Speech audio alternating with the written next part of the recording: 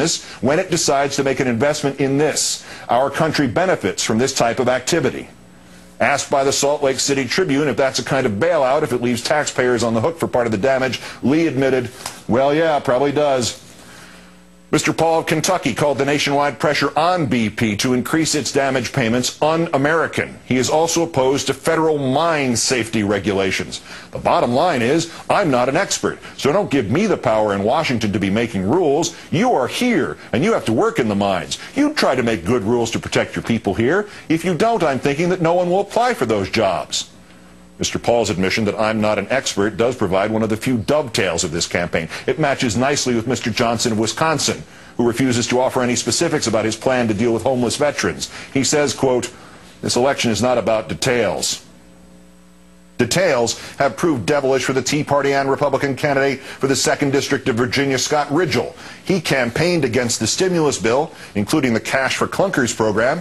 Mr. Ridgell is an automobile dealer and made hundreds of thousands of dollars from the Cash for Clunkers program.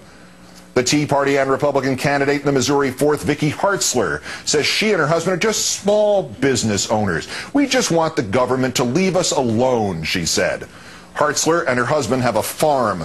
In the last 14 years, that government, they want to leave them alone, has given them subsidies totaling $774,000.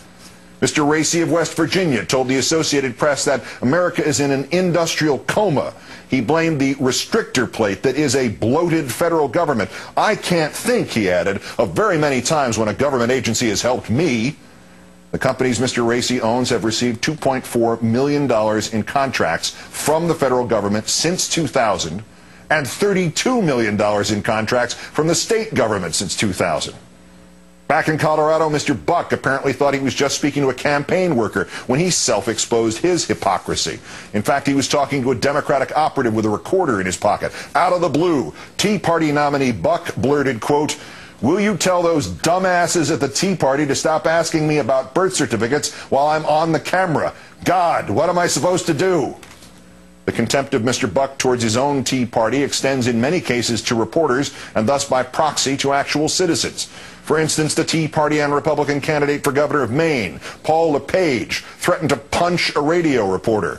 The Tea Party and Republican candidate for governor of New York, Carl Palladino, threatened to take out a reporter from the most conservative newspaper in any major American city.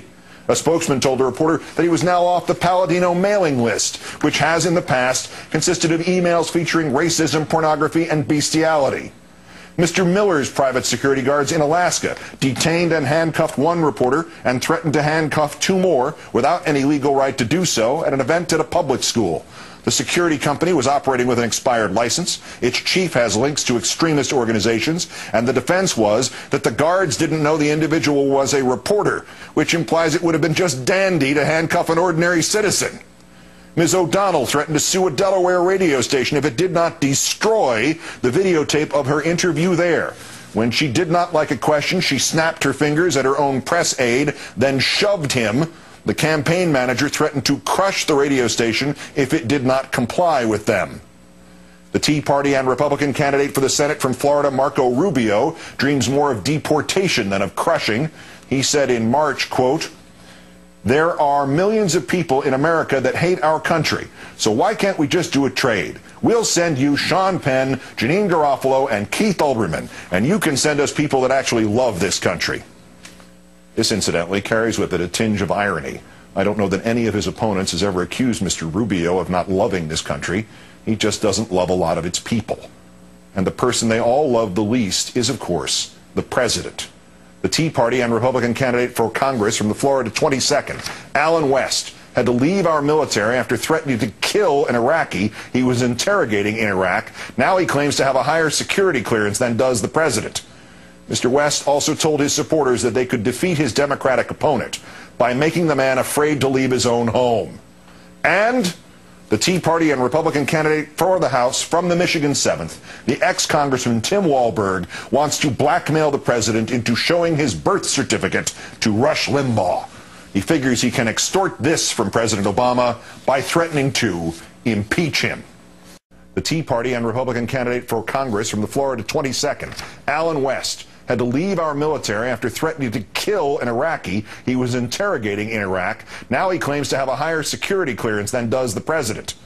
Mr. West also told his supporters that they could defeat his Democratic opponent by making the man afraid to leave his own home.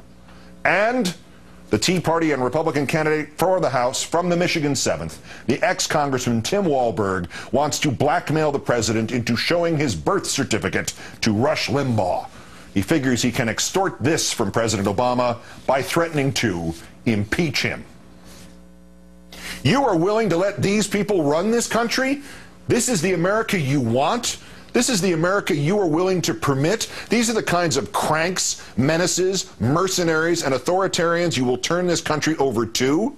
If you sit there next Tuesday and let this happen, whose fault will that be? Not really theirs. They are taught that freedom is to be seized and rationed. They can sleep at night having advanced themselves, and they're puppeteers, and to hell with everybody else. They see the greatness of America not in its people, but its corporations. They see the success of America not in hard work, but in business swindles. They see the worthiness of America not in its quality of life, but in its quality of investing.